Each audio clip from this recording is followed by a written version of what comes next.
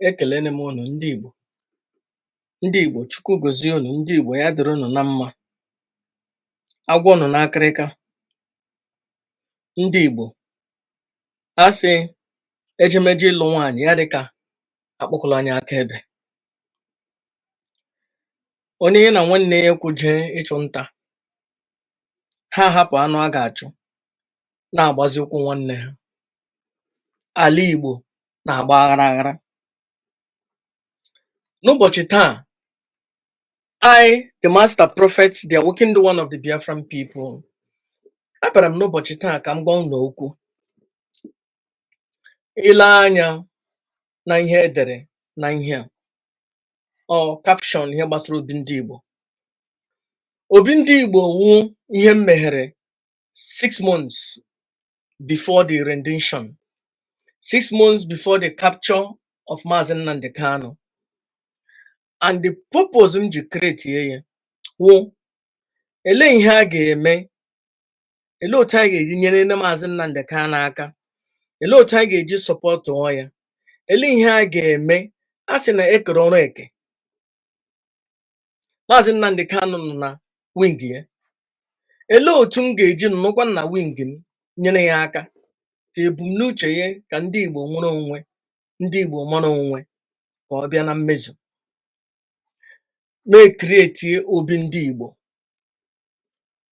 kpọkọ ụmụnna anyị ndị Igbo si ha na ihe anyị mege nga has nothing to do with IPOB, na anyị agbagaghị IPOB okwu, but na anyị nọ na nke anyị iche na-arụ ọrụ mmụọ on our own.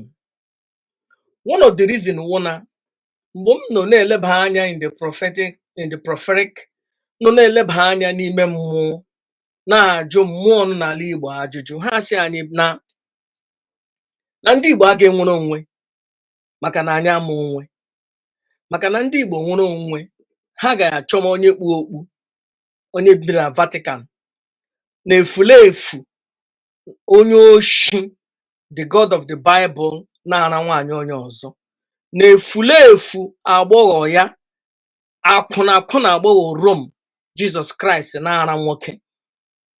Mmụọ nọ n'ala Igbo asị na anyị nwere onwe na anyị aga echeta ha, ndị mbụ na ndị egede sị na anyị aga echeta ha. M si denile otu m without ịgba Mazi Nnamdi Kanu ụkwụ as the awakened one, aga m apụta mbịa ya na challenge ya maka ọgọ nwoke. M si ele otu m ga-eji enyere ya aka na ihe ọ na-achọ ụkwana ihe m na-achọ, ka anyị nwere onwe, ka anyị mụrụ onwe. So mee create obi ndị Igbo kpọkọ ụmụnna anyị, create app, ji ego m create app na-enwebụ onye create mbụ n'ala Igbo, kwụọ ụgwọ, kwụọ cash, deliver ya. Ndị IPOB abịa na-agba m ụkwụ, na-eri m ụgbakọrọtele, na-egbu m mma mmiri on a daily basis. Oruhu 3 months, 2 months, enwere rendition. Ndị IPOB niile n'ịgbara m ụkwụ, riri m ụgbakọrọtele, gburu m mma mmiri. Asha atụrụ na ha otu ibo otele. Aida anụ ha wite Simon Ịkpa, ọ anụ ha wite efulefu Chike Dozie m, alariene ha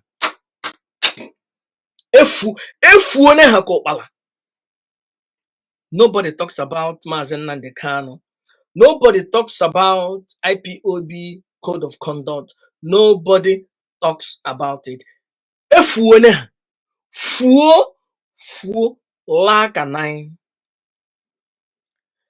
But one thing that I will not do again is to come in, begin to challenge them, or those people who think that they are doing the best thing for Mazi Nnamdi Kanu, like one night nwoke Simon Ịkpa, ihe m na-egemewu mbịa ma ebido na-ekwu about him.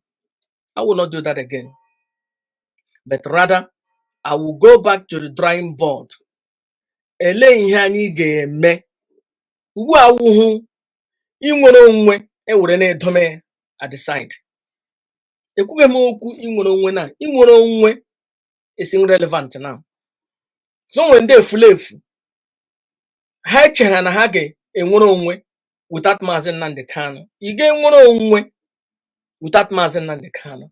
Ihe a ga-enwe ọla ala ga-agba aghara aghara. A ga-enwe Sodom and Gomorrah. A ga-enwe like Afghanistan. A ga-enwe like Somalia. A ga-enwe, that is egide a ga-agba ọzọ n'ala Igbo without Supreme Commander Nnamdi Kanu. Ma Nnamdi Kanu anọghị ya, ala ga-agba aghara aghara. Ha egbuo Nnamdi Kanu, ala Igbo aga achịkọta ya again in the next 100 years. Nigeria ga-anọ na egide a ga-agba ọzọ from now to the next 100 years. This thing is too big, bigger than Chike Doziem or Simon Ekpa, because a ga-enwe 1,000 commanders n'ala Igbo. Onye ọbụla ga-eburu mma bụọ ọhịa wụrụ commander of his own. Onye ọbụla ga-awụ spiritual leader of his own. Onye ọbụla ga-awụ commander of his own. Nobody will listen to each other. Daga Nigeria collapse. Daga ala Igbo atọpụla ya upside down. Daga ala Igbo enwezighị ụlọ ga-anọ n'ala Igbo. Daga finally ha hapụ anya na-enwere onwe.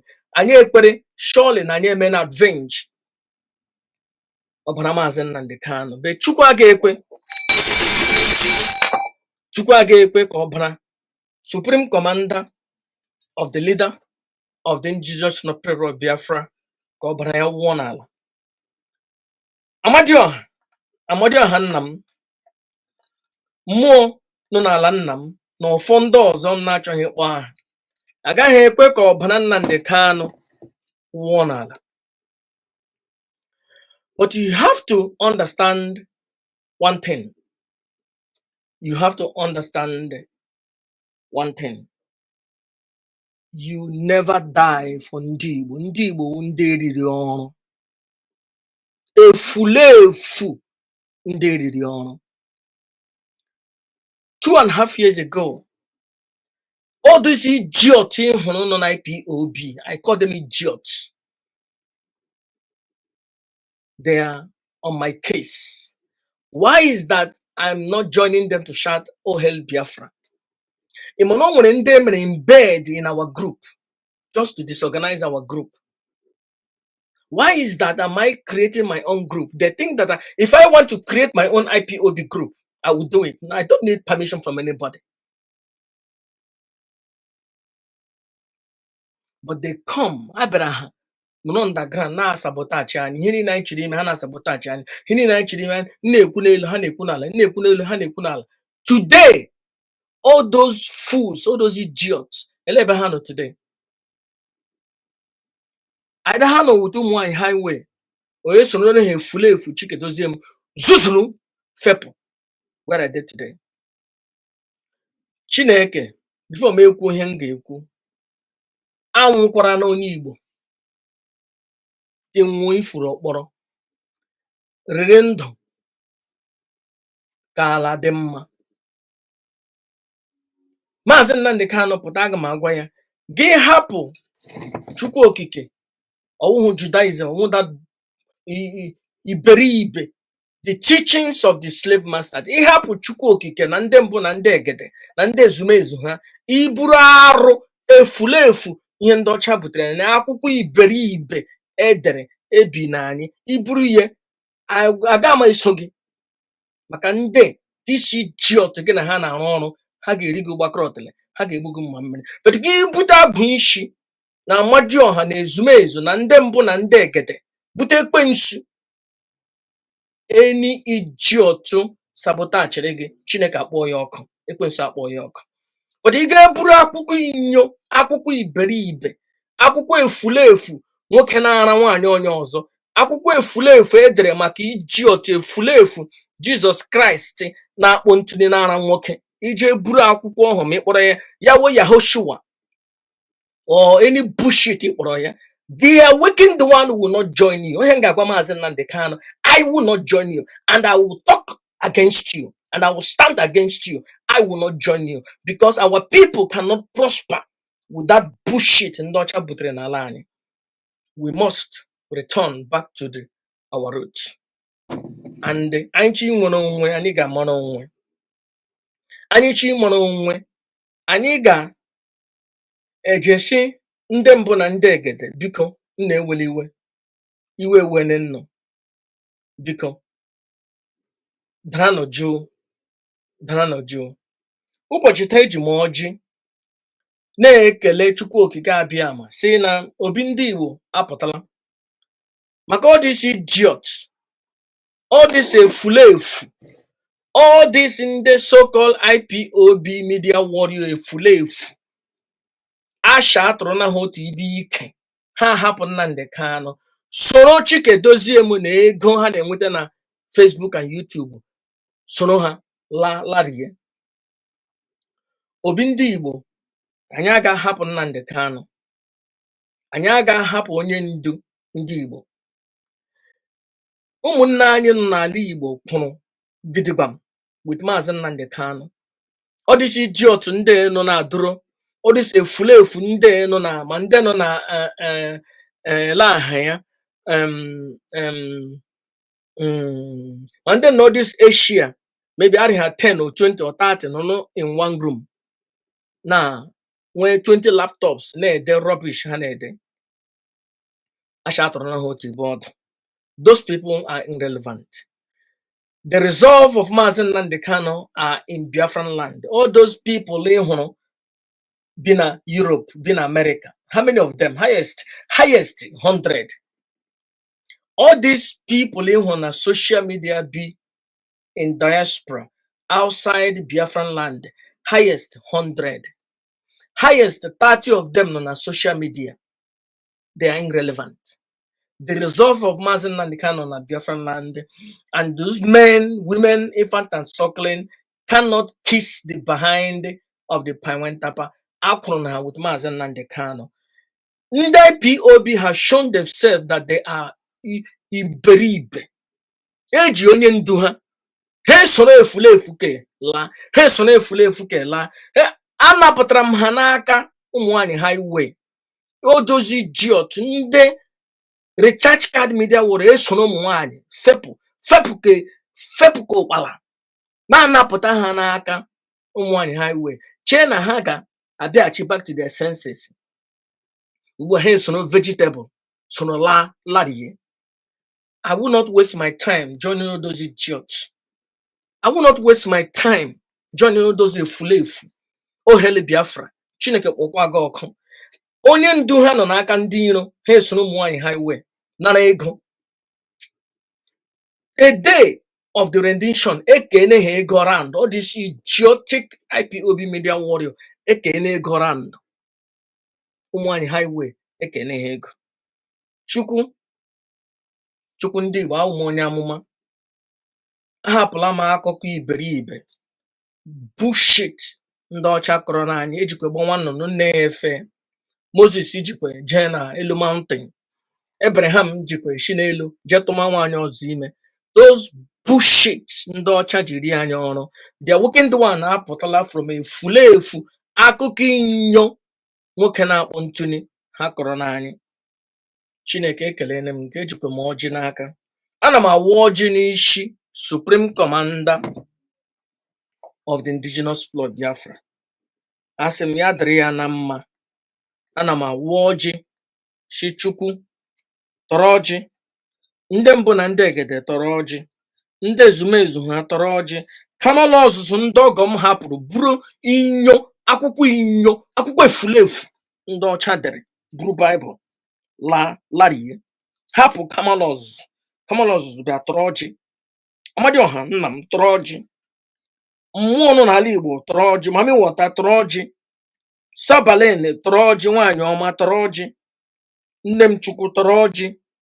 Ekwensu ala Igbo bịa tọrọ ọjị. The God of War tọrọ ọjị. Ose tiene ị ga-ebilite ka ije gbapụtara naanị Supreme Commander of the Indigenous Blood Biafra ka ọ pụta na ndụ na ahụ isi ike. Chineke ala Igbo na-agbaghara aghara. Ala Igbo na-agbaghara aghara. Ejikwa m aka bụrụ ọsọ ọjị. Ọsọ ọjị a na-eji iji nwere. Chineke onye mmasị ka Buhari ghara igbu Maazị Nnamdi Kanu. Asị m Buhari ma ọ bụ Buhari ka efulefu nhụ pụọ, efulefu ha pụọ na Chineke ekele m ga-enye m ekele. Ihe m na-ekwu na ahụ ka erilizie ka a hapụ Nnamdi Kanu, ka a hapụ Nnamdi Ezebiru. Chineke Sojike kara aka, Soje kajara kaja, ala Igbo mara mma, ala Igbo Soje kara aka. Chineke ekele m gị. Sojike na-agba isi gara agara, ala Igbo na-agba gara agara. Chineke ekele m go. Chineke eji m mmanya ọkụ na-enye ndị mbụ na ndị egede, na-enye ụfụ mmụọ niile m ji ụfụ ha nwụrụnụ taranụ. Ka Nnamdi Kanu eketara, Orie tara, Nkwọ tara, Afọ tara, ṅụrụ mmanya, onye ṅụrụ ya na ibe ya. Ndị mmiri ṅụrụkwanụ. Mmụọ nọ n'ala Igbo nke m na-akpọtụ ha aha, m na-egbukwule m. Ama m na ọ na-adị nnọọ ọjọọ because nnụ shiri ike, nnụ na-enye ndụ, nnụ na-ewerekwe ndụ. Ọwụghị efulefu ihe ndị ọcha butere n'ala anyị, arụ ndị ọcha butere n'ala anyị, kpọtara anyị ndị pristi iberibe, pristi efulefu edomere n'ala Igbo. Ha na ri anyị ọrụ, na-eri anyị ọrụ. Chineke ala Igbo na-agbaghara aghara.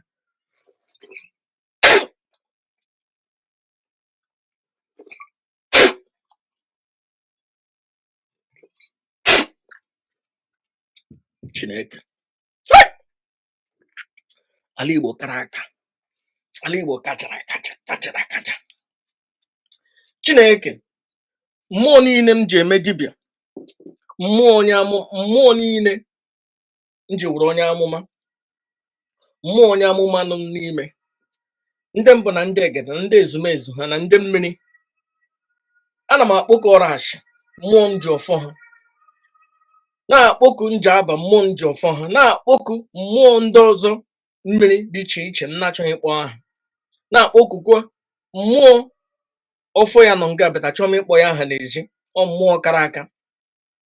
Asị m ha bilite dododo, biko nụ bilite nụ, jeenụ kpọpụta Nnamdi Kanu, kpọpụta Nnamdi Ezebiru Kanu, nwa Salomi, nwa Israel okwu Kanu, nwa Israel Ezebiru Kanu, nwa Salomi Ezebiru Kanu. Jee kpọpụta ya nga ọbụla ọnụ na okwu mmụọ eji eje mba, arụsị ọkịja, mmụọ kara aka. Ana m akpọku mmụọ ekwensu Abagana, mmụọ kara aka, ekwensu ala Igbo, mmụọ pịawashiri efulefu ndị ọcha azụ na akwụkwọ inyo ha butere. Masị ya bilite nụ, biko nụ, jee gboo n'ọgụ, kpọpụta na Nnamdi Kanu, kpọpụta ya na ndụ na ahụ isi ike, kpọpụtara naanị ya onye ndu. Maka ndị efulefu a na-akpọ ndị IPOB alariene, isi idiot efulefu ndị esoro na ha efulefu ka esoro efulefu ndị ka ọzọ. Ndị obi ndị Igbo, ihe anyị ga na-arụnwụ na-ekwuru ihe, na-ekpere ya ekpere ndụ na ahụ isi ike ka erilize taa na echi. Mmụọ na m ji ọfọ ya, ọ gị bịara sị m na m bịa were ọfọ gị ewere n'ime. Jee kpọpụtara na m Nnamdi Kanu, kpọpụta ya na ndụ na ahụ isi ike, ka ọ pụta na ndụ na ahụ isi ike. Chineke ala Igbo na-agbaghara aghara, ala Igbo na-agbaghara aghara.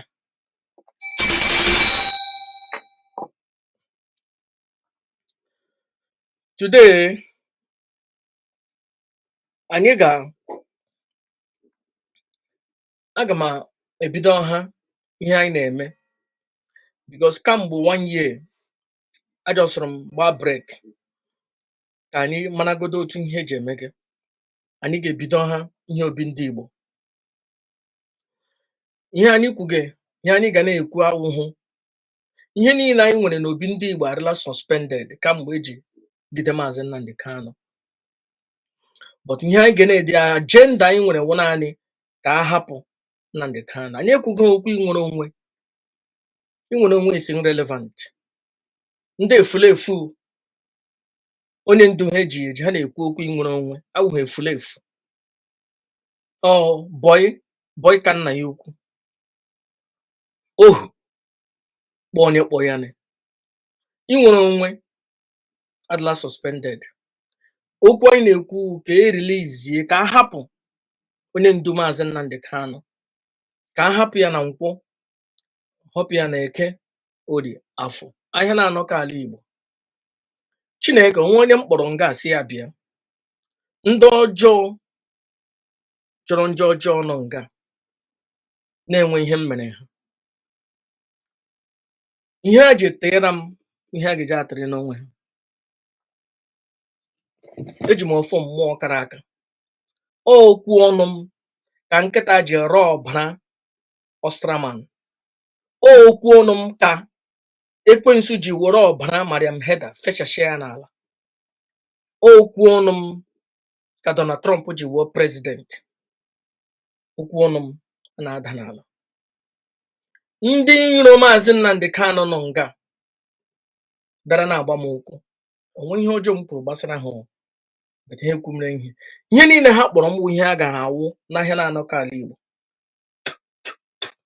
Ọ ihe ọpara ha ga-awụ, ọ ihe ada ha ga-awụ.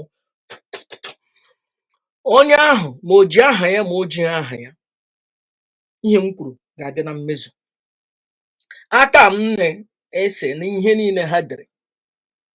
Ana m eme invoke onye dere ihe niile o dere. Na-return na ihe ọbụla o dere kwuru mmaji. Onye dere ihe ọma sonye. Onye dere ihe ọjọọ Chineke, Amadioha, mmụọ, ekwensu na-eje ọgụ, ezumezu ha niile nye na ihe niile o kwuru ya wụrụ ara dị particular na ezinụlọ nna ya. Ka nwaanyị ya gbamara, ka nwa ya gbamara, ezinụlọ ya gbamara, ara soro ya n'ụgbata ụwa. Otu njikwa ya otu ga-eji adị na ihe na-anọ ka ala Igbo. Ise. Chineke, ndị IPOB, those idiots, efulefu, 2 years ago, ha bịa na-akparị their weekend one. Odo na Maazị Nnamdi Kanu ekwughị okwu.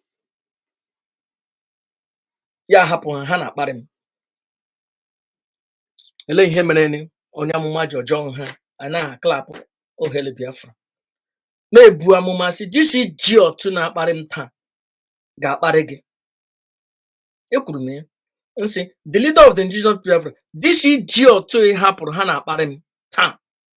Here almost 1.5 years. Okwu a ha ga-akparị gị. Ọ bịala na mmezu.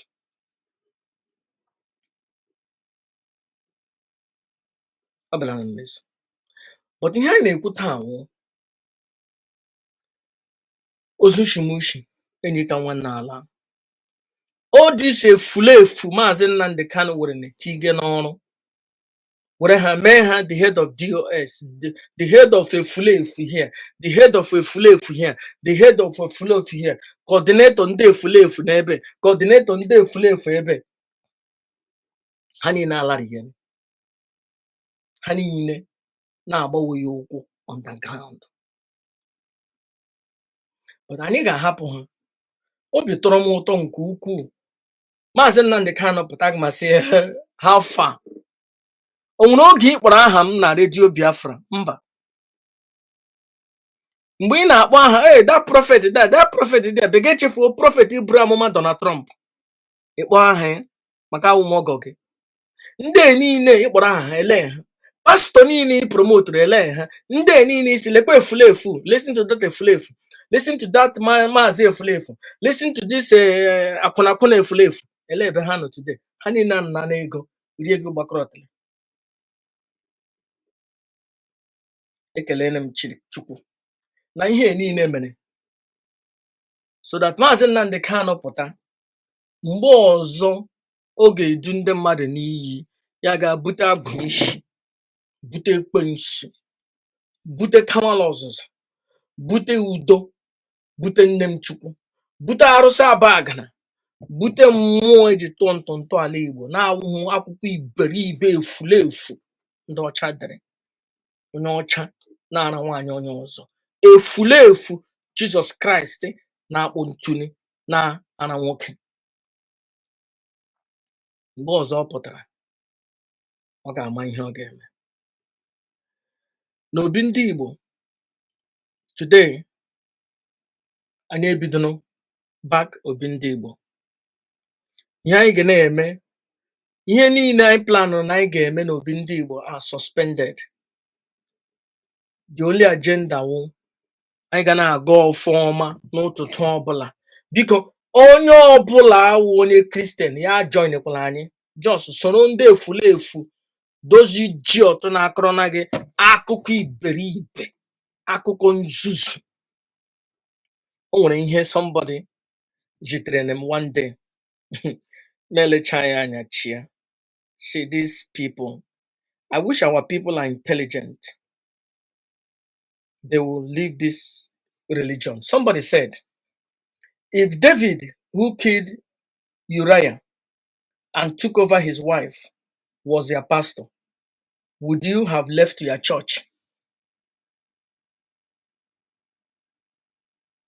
Somebody should train me, because these people are dangerous.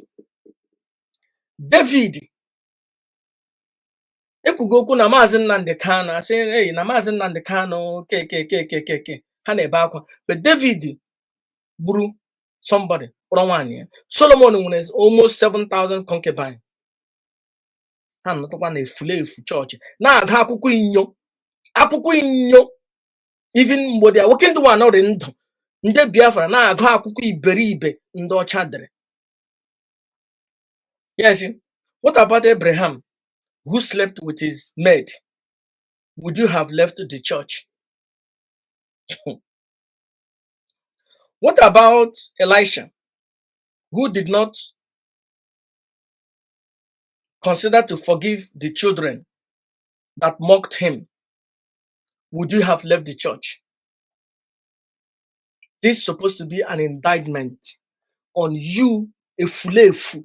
Na woku that idiot na nwoke, that efulefu God of the Bible, that useless idiot. Garazuni hedrenas, that 42 laws of Ma'at, that idiot. Yes, it shows that you are a fool. That happened them pun and degede. And this means happen chuku ndibo. So no that idiot, that efulefu. Now that a puna wanyi happened die. So no nyozo lagroneli go chineke kuro that idiot. And if Elijah, who did not value human life and condemn and command fire to consume them, would you have left the church? So Elijah didn't value human life.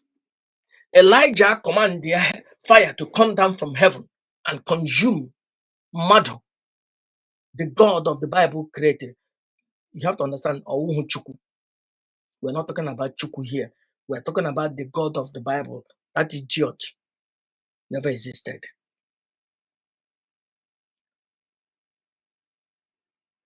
How could Peter stood and watch Ananias and Sapphira, those idiots, died without thinking of their children? Will you have stayed away from daddy? Will you have stopped from coming from church? Now, somebody send their in here. They get chance. Yes, no matter what happened, we should come to church. You idiot.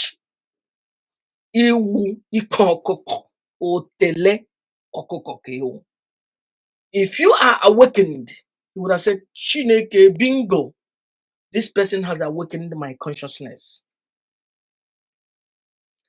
Let's see here. Or is it Father Noah that was drunk and became naked? Would you have been stayed away in the church? So Noah, watching a man, but a water. owotu ka abụọ. What about nke ṅụrụ mmanya jetụm ụmụ ya nwaanyị ime? Lot.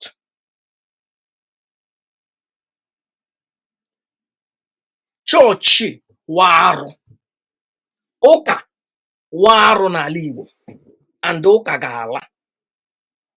Ụka awụ ihe ndị ọcha ji rie anyị ọrụ, ihe ndị eji mee anyị anya nọ na situation anyị nọ today n'ala Igbo, ọ maka ụka. Jee na African continents ndị ọzọ ụka na-anọ, jee hụrụ otu ihe ha na-eme n'obodo ha ji sie ike. Ụka ga-ala n'ala anyị. Ụka ga-ala n'ala anyị. Because those idiots, all ihe mere na ọ dịzi efulefu nọ na IPOB ji betray ya Maazị Nnamdi Kanu. Because Maazị Nnamdi Kanu taking oath with them, with ndị mbụ na ndị egede. Ọ gara bụrụ akwụkwọ inyo, akwụkwọ iberibe, akwụkwọ efulefu, Judaism Bible, to take her oath. You have to understand, Chukwu awụhụ God of the Bible. Chukwu awụ ya mụrụ Jesus Christ. Ndị ọcha created God. Ndị ọcha created Jesus Christ. And ihe ejiri anyị ọrụ. And ndị Igbo ga-alaghachite to eji mara ihe eji mara anyị. Anyị wụ ụmụ Chukwu.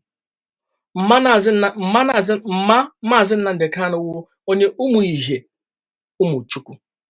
Before ndị ọcha abịa, anyị enwere ụmụ Chukwu. Before ndị ọcha abịa, anyị enwere narọ Chukwu. Before ndị ọcha abịa, anyị enwere na-eri. But enwere ndị iberibe ndị ọcha riri ọrụ. Ibe ha sị ga, hey, anyị wụ ụmụ eri wụ Israel. They are talking rubbish. We have nothing to do with Israel. That's why you see, akwụkwọ ọbụla ị na-agụ n'ala Igbo gbasara religion, were ya tinye na dustbin, jee na toilet ụnụ ka ihe egwuregwu tụba ya.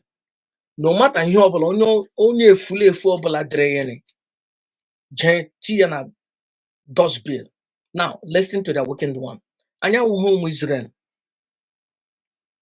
Anyị awụghị the children of Abraham. Anyị enweghị connection with the God of Abraham. Ogo Abraham has no God. God ha wa akwụkwọ inyo. God of Moses wa akwụkwọ efulefu edere na Vatican. Ihe jiri ego ọrụ. Anyị wụ ụmụ Chineke, ụmụ Chukwu, mmụọ na-apụ apụ na-abata abata, mmụọ na-apịawa ndị mmadụ azụ, mmụọ kara aka. I will be closing now. Ekele ndị m oke enyi m nwoke all along, Dr. Winston, emetiri m na England. Ala Igbo na-agbaghara aghara. I watched a small clip of video. Iwe wee ma chọọ m watch ya. Mama nna watch ya na. Enwere one girl gara kpọrọ ndị pastor gaa na compound ha. Na-asị, hey, na ya ga-amụ nwa, budam oshishi, mebime ihe, udeme ihe, nna ya mere ke. Nle that idiot. She lack understanding. But let me give an advice. Ya wụrụ na nna gị ọ nne gị nọ na ọdịnala ọ omenala. If you felt na o nwere ihe na-eme n'ụlọ ụnụ, ọ na ị na-prosper, ị na-egbu ozu, ị na-amụ nwa, ọ ihe na-esiri gị ike, ga-efilie no because of otu ihe ndị nọ na compound gị. Akpọkwala these idiots a na-akpọ pastors and priests and prophets, those bastards. Don't call them. Go to your mother and your father. Ka achọ onye dibịa kara aka. Ejimote dibịa, oke dibịa, all those 419 ndị na-anya gold. Dibịa kara aka, oke dibịa. Ya ga-ala anya na ntụntụ ala eji tụọ ntụntụ ala nnọ. Mana ihe eji gọọfụ, ihe eji mee ihe ndị emere. Mara ama, because ihe domere gị ndụ ruo taa can make you wealthy. ihe mere iji dịrị ndụ ga-emekwa gị gaa abụọ ọgaranya. O nwere na one village awọchikwara m ya. O nwere eke ha si ha okeke ha nọ there for more than 200 or 300 years. Na eke na ha na-anọ na eke na-esi n'ụlọ ha na-apụta na-aba n'ime ọhịa gaa rie nri, bata ha kwa bịa nọ na that same compound, but sometimes na anaghị ahụ ya anya, but ha na-efili na enwere eke na-apụ nga na-abata nga.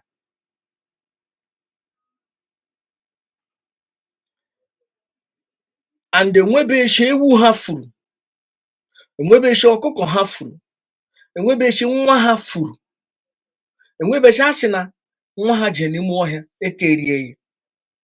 And ndị okenye believe na enwere eke nọ nga na ha na-ahụ ya. One idiot si na ya receive onye efulefu onye ọcha na-ara nwoke, that bastard akpọgburu n'elu obe, that idiot. A ga-akpọrọ ndị crusade ha eje nga ahụ, eke apụta gba nkịtị, ha ewere eke gbuo ya physically. Do you know what you have done to your generation? That idiot ị na-akpọ pastor ga alana sere vidio ndị mmadụ ga na-abịa na chọọchị ya eji na-eri ego, but eke nọ na ụlọ gị ogbughị gị mgbe a mụrụ gị, onwe ihe o mere gị, nna nọ intact. Ị makwa na eke ịhụ ga-agọzi gị, ihe chekwara nnụ ndụ, ị makwa na ọ ga-eme gị gaa abụọ ọgaranya. The only thing you have to do is to kpọrọ ndị dibịa na-awụhụ this 419 si na 419 bịa na dibịa na-ezu oshi. Ndị okenye dibịa at least mere na dibịa more than 50 years, ya ga-emewu jee lee ihe eji tụọ ntọala, mara ma mgbe atụga ntọala ahụ asị chekwa ụmụ anyị, chekwa ọkụkọ anyị, chekwa ji anyị, asị ha wetara anyị ego, wetara anyị akụ na ụba. Ya wụrụ na otu nhụ ka ọ dị, eweta ọkụkọ ma ewu, si na agreement gị na nna nna anyị ha nwere ka ichekwa akụ na ụba anyị, ka ichekwa ezinụlọ anyị, ka inye anyị ọmụmụ, na ọ dị mma. But ihe anyị ji bịa taa wụ ka ime anyị ka anyị gbuo ozu, ka anyị bụ ọgaranya, ka ọ dịrị anyị na mma, ka anyị na-apụ apụ na-abata, ka ụmụ nwaanyị anyị na-alụ di, ka ụmụ nwoke anyị na-amụta ejima, na-eme ihe siri ike. Ọ ga-ele anya ma agreement nna nna gị ha nwere, ọ na a ga na-enye akwa ọkụkọ once every year, ọ na a ga na-enye oke ọkpa once every 7 years, and then na-emebeghị for the past 20 years or 30 years, because those idiots eburu na Bible je na-anata oriri na church. So now, ele onye dị at fault? Gị na Chukwu nwere ọgbụgba ndụ, ọwụghị efulefu onye ọcha na-akpụ ntụli. Gị na mmụọ nwere ọgbụgba ndụ, nwere agreement, ka break the agreement, ele ihe ị chọrọ ka emee gị, efulefu iwu. What do you want? You need to hear all those idiots na-akpọ onwe ha pastor. Most of them jere gwa ọgwụ. Ihe ga-eme uje kpọrọ onye dibịa akara aka kajara akaja, ya eje lee agreement emere, mee ya ama mma. Eke hụ nọ na your compound more than 100 years, ori ihe ọkụkọ nnọ, ogbuhu nwa nnọ, ogburuhu ewu nnọ, can give you wealth, can give you more than ihe ọbụla ị chọrọ, because that thing has power more than this fools na-eme na church. Ha na-akụ aka on 4 or 5 hours, those efu na-eme na church. But no, that idiot eje egbu eke, I bet you that compound aga azụtali 1 glass of Coca-Cola again. They have destroyed their future. Anyị wụ ụmụ Chukwu, anyị nwere ọgbụgba ndụ Chukwu, anyị wụ ụmụ Chineke, anyị na Chukwu nwere ọgbụgba ndụ. Anyị ahapụ Chukwu soro Jizọs atụrụ awụsa na-ara nwoke. Anyị ahapụ Chukwu soro efulefu God of the Bible na-ara nwaanyị onye ọzọ. Anyị ahapụ Chukwu soro Mary apụna hapụrụ di ya soro nwoke ọzọ lagoro n'eluigwe. So to say, what do you think that will happen to you? Egide a ga-agba ọzọ na ndụ gị. Egide a ga-agba ọzọ anyị nwere bụ onwe. Ihe ewu ihe mere ndị Igbo ji anyị nwere onwe. Nnamdi Kanu, their God will Kamal Ozuzu, the God of war. Kanu means Kamal Ozuzu. Nnamdi Kanu was supposed to be the priest of Kamal Ozuzu, because originally, and Obra Urukweze, so that means only a double calling. The priest of Kamal Ozuzu and Onyeze. But when Mbo were an Oji, Jekele Kamal Ozuzu.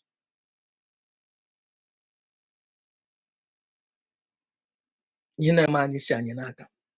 Ala Igbo na-agba aghara o si anyị n'aka. Ngwa gị ga-eme gịnị? Before mmadụ enwere onwe, ị ga-amara onwe. Before ga-agwọ ọrịa gị, ị ga-amara ihe na-arịa gị. Ihe na-arịa anyị wụ na anyị amụghị onwe. Ihe ndị Igbo na-eji egbudite onwe ha, ihe ndị Igbo na-eji egbu onwe ha, ihe ndị Igbo na-eji asapụta oche onwe ha wụ na anyị amaghị onwe. Anyị ama Chukwu.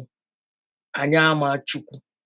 Anyị ahapụla Chukwu soro efulefu, soro arụ. That's why anyị ji nọ na situation ndị Igbo na-agba ibe ha ụkwụ. Nnamdi Kanu ejighị eji. Ndị otu Nnamdi Kanu alarie na-achụgharị ego for more than 2 years. Ichena ihe ewu ihe aja ọsụrụ. No. Ichena ihe ewu no. Ihe ewu maka arụ. Ndị Igbo ga-akwụ arụ. Anyị ahapụla Chukwu. Anyị wụ ụmụ Chukwu. Ekelene m nnụ. Ndị Igbo mara na Chukwu. Ndị Igbo mara na onwe. Unu mara onwe. Unu mara onwe. Unu enwere onwe. An awakened mind cannot be enslaved. Onye tetere n'ụra a na-eri ya ọrụ. Efulefu na-ebilite na Sunday morning ya eje na chọọchị nara blessed sacrament. A ga na-eri ya ọrụ because iwe efulefu. Efulefu ga-ebilite n'ụtụtụ ya nọ 4-5 hours na chọọchị. Pastor iberibe na-akọrọ na gị rubbish bullshit.